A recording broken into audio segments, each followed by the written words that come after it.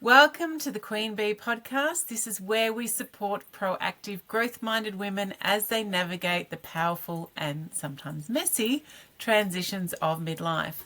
I'm your host, Tanya Rutherford, and today's episode is one I know many of you will resonate with, particularly if you have ever felt dismissed, misunderstood, or unsupported in your journey with hormonal health.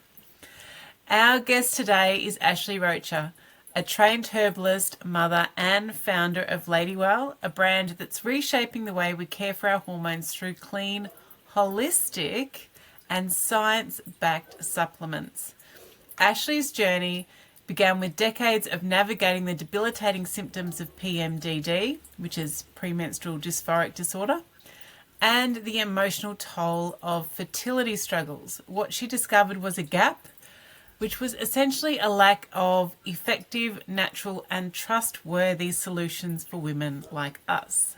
Thanks for joining us, Ashley. Thank you for having me. I'm happy to be here. Now, Ashley, I'd love to hear a bit more about your own personal journey, including your experience with PMDD and how that all came about influencing your decision to create Ladywell. Yeah, so I had PMDD since basically the moment I went into puberty. I was thrown into these cycles of these like really intense emotional mood swings, easy to anger. I also had really painful periods, so I was taking like 20 Advil a day for my period at times. And this went on for about 2 decades. And then if people don't know what PMDD is it's similar to PMS, but it's different in the way that it's an extreme mood swing. So you have really high highs, really low lows. People with PMDD can experience depression, anxiety, once again, like really easy to anger. So it's the emotional symptoms of PMS really dialed up. And it can happen because of an extreme sensitivity to normal hormone changes that occur during the cycle, especially the shift in estrogen and progesterone after ovulation. So it's really the week or two leading up to your bleeds. So when you start bleeding, the symptoms usually go away. And so for me, I had PMDD. I didn't know I had it. I went to the doctor during this time in my life, with my 20s and early 30s, and they just told me I had PMS, and PMS is normal as a woman. Like, this is what you should expect. And so I just thought it was part of my personality and who I was. And so all they would do is prescribe hormonal birth control if I wasn't on it at that time, or SSRIs, which are antidepressants, which I knew I wasn't depressed, so I didn't want those. And it was around my mid-30s when I was trying to get pregnant, and I was having a hard time getting pregnant. I knew I was doing all the right things, tracking my basal body temperature, eating correctly. I was really healthy, but my fertility wasn't there. So I started looking, inward at my own health. I'm an herbalist. I was studying herbs for more of the skincare application, but I knew the power of plant medicine, so I started focusing more on hormones and fertility and what plants could do for that. And I saw a naturopathic doctor, and so I started really understanding. I didn't really know what hormones were to begin with. There's a lot of things I just didn't know about my body. I didn't understand a cycle, what that really means. And so I learned a lot about hormones, but I also realized I had hormonal imbalances. I realized at that point I understood that I had PMDD. And so diagnosing that and just understanding my cycle and understanding solutions that led me to get rid of my PMDD and then improve my fertility. So now I have 2 kids, and I was able to get rid of my PMDD within like 6 months of like really trying to do it. And that experience changed my whole life. So I was, when you have 1 week, a month taken down by PMDD or hormonal imbalances, PMS, whatever it might be, that was a lot of time that you added up, where I lost productivity, I lost, it hurt relationships I was in. It affects your whole life in general. And so I was able to improve my life significantly by just managing my hormones and even understanding my hormones in the first place. And these supplements that I started taking through this process really helped change my whole health trajectory. And I was like piecing together like 20 tinctures. It was pretty complicated. And so that's what led me to create Ladywell. I wanted to create solutions that were as simplistic as they could, so they could fit in women's life without, because 20 tinctures, it's hard for you to stay on a regime like that, and it's complicated, and seeing a naturopathic doctor can be really expensive. It's not covered by insurance. And so I wanted to create accessible solutions that were understandable, accessible, and really high quality, that were efficacious and worked at the same time. Wow. Really well. That's huge. And so that now you don't get any of the symptoms of PMDD, is that right? I don't have PMDD. I mean, I still get some PMS every once in a while. So I'm in postpartum. I mean, I have a 1.5-year-old, so postpartum is a loose term there. But so I can tell I still have like the normal cycle feelings. Like I get tired, I'm like more tired around my period, which is totally normal. Like you shouldn't feel exactly the same all month long as a woman. Like we need to respect the fact that we have these ebbs and flows in energy and creativity and are wanting to go out and see people or socialize. So I can definitely feel like my changes, but I don't have these huge, intense emotional mood swings like I did. I don't have painful periods anymore. So all those symptoms I was able to get rid of. Yeah. Wow, that's And huge. also I was able to, like within my postpartum, um, I didn't have any postpartum blues or postpartum depression, which was really, a good thing because people with PMDD are more inclined to have postpartum issues. Okay. And so tell us a bit more about some of the challenges you faced when you were seeking these natural solutions for the hormonal imbalance, and how did that then shape the approach that you've taken with Ladywell? Yeah, there wasn't a lot of education or solutions around this, when I was in my 20s or early 30s. There's a lot more now. Like there's a lot more conversation around hormonal health. We're talking about it today. But there was, social media wasn't as prevalent, I guess you could say. And there wasn't like TikTok cycle syncing videos. So there was a lack of knowledge around my cycle and then just like solutions. Like you could go to the drugstore, right, and buy herbals, but you'd have to, talk to somebody and ask them like what could help you with women's health, and they'd recommend chasteberry. And it was kind of like you were piecing together things yourself. Or you could go see an herbalist or a functional medicine doctor, and they would give you a regime to follow, which is really helpful.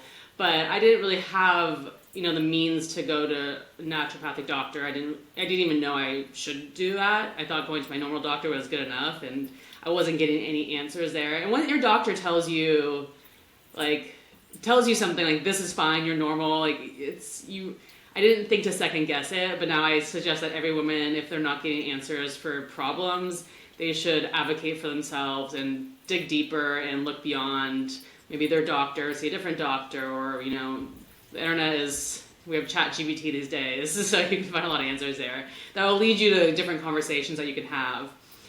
And so there aren't a lot of natural solutions out there that really hit on solving hormonal imbalance and fertility issues in a digestible way that was like really clear and not something that I needed guidance from another person on. And, medical research has largely ignored women's health. Most medical studies were conducted on men until the 1990s. Women were excluded due to hormonal complexity. And there's always been a focus on pharmaceuticals over prevention, so there wasn't a lot of emphasis put on natural solutions anyways. The emphasis is always on pharmaceuticals and fixing, like Band-Aid solutions, fixing the problem once you have it. And, like, for example, birth control was masking the actual imbalances I had or root cause. And so, I just didn't get the help I needed, and I didn't even know I needed help, really, which was a big piece of the problem, I think. There's a lack of education, and I think I hope this is changing. I want to be part of this change, that teenage girls were not taught about our cycle. In sex ed, we're taught very little information, how babies are made and all that stuff that we need to know, and how not to get pregnant. We don't understand our cycles and the different phases of our cycle, when we can get pregnant, when we can't get pregnant. And I think that puts us at a disadvantage in life and how to manage ourselves as we grow up. And we're just left with a lack of knowledge. And I think and these generations coming up will have more access to knowledge. I hope that will change the trajectory of their lives. Yeah, it's really interesting. Didn't even think to question that what we went through was just what everyone went through. Yeah, some people get it more often, some people get it less often, but it just happens. And I never even thought to sort of understand what was happening from a hormonal perspective. And it's really only since I started this podcast and I started talking to more experts from all sorts of different perspectives that I really come to appreciate just how complex everything is. And yet at the same time, once you understand, you know, the core elements, everything starts to make sense. And I feel like whilst, you know, we're having these conversations now, and a lot of the conversations I have are in this space, I don't know if I see a lot of these things because I'm looking for a lot of these things, and so, you know, all the algorithms are just pushing it to me, or whether it is actually getting out into the world more and there are more people who are aware of what actually happens for them, to them, and all that sort of thing. That's a really good point, and I don't know the answer to that either for myself. I mean, my Instagram is just full of hormonal stuff. So, but it's also because that's what I read and click on, and yeah, you know, so it's a good point. Yeah. So, what advice would you give to women who are beginning to explore some natural approaches to managing their hormonal health? Yeah, I mean, I think the first foundational thing is you should track your cycle. And I know it sounds maybe simple and no duh, but like I didn't ever track my cycle. And if I had been, I would have had way more insights into myself and where I was in the month, and it leads you to understand your body better. So tracking your cycle is really the first step I recommend that everybody do. And especially if you want to get pregnant, then you'll have that data and you'll be able to protect your ovulation window. And then if you don't want to take birth control, you'll know when you are, you know, fertile and not fertile, which will be also very helpful. So that's the place I recommend people start. And then I think it's important to try to identify whether you have hormonal imbalance issues. You know, a lot of them can feel like they're just part of life. Like I think as women, we're a little bit used to feeling uncomfortable or, you know, just not like full of energy sometimes, especially as we get older and have kids or, you know, busy jobs. And that leads us to just ignore things or not even really realize that we have maybe other underlying hormonal things going on. But like if you have brain fog and a lot of fatigue constantly, even if you're getting enough sleep, if you have trouble losing weight, you know, these things might not be obviously related to your hormones, but these are signs of hormonal imbalance. So just understanding, brushing up on what those signs can be. And they're different for, you know, different life phases. But if in normal, like if you have irregular periods and you skip periods, that's definitely a sign of something's off. Painful periods, like we shouldn't have like such debilitating pain when we're having our periods. Like some light cramps might be normal, but it shouldn't be something that's really intense. Like cravings, breast tenderness, bloating. You know, one woman who took my supplement, like she was just lived her whole life with a bloated belly, and then she started taking Ladywell, and like she had to like buy a whole new set of pants because her bloating went away. But she'd just been living with it, you know, she's like, I'm just a bloated person, or this is just my body type. So I think we just get used to these things, and, you know, I think especially if they're getting in the way, like mood swings, anxiety, depression, all these things, your mental health is also related to your hormones. So just really being able to understand that is really important. And then you can start working backwards from there. Okay, say I identify hormonal imbalances, then you can start bringing supplements into your life. And you definitely need to be eating correctly, right? And exercising, and getting enough sleep, de-stressing your life. Those are all very important things because all that stuff is related to your hormones. And then bringing in supplements is like an extra thing that will really help you move the needle if you're doing everything well enough.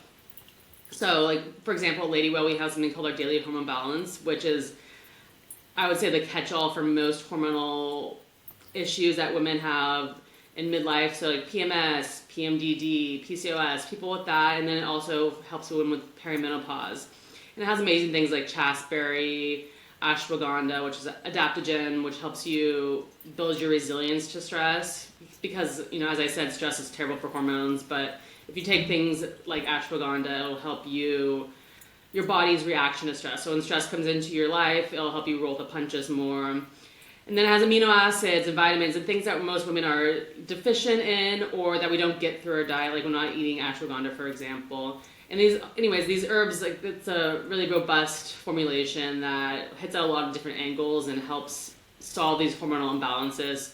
So you'll be able to feel those effects and, hopefully live without these, whatever the issues that you have.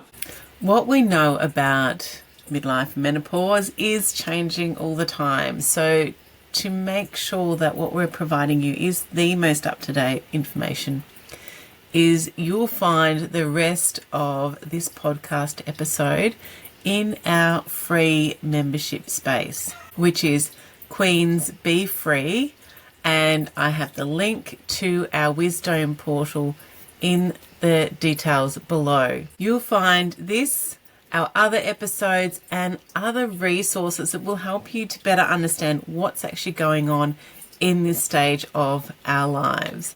It's a really great supportive space to be in.